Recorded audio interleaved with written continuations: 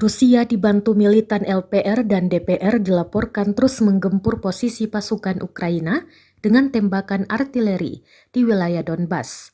Bahkan menurut Presiden Ukraina, Volodymyr Zelensky, tentara Moskow melancarkan hampir 400 serangan pada Minggu 20 November 2022 kemarin. Juga seperti rekaman yang beredar di Telegram pada Selasa 22 November 2022.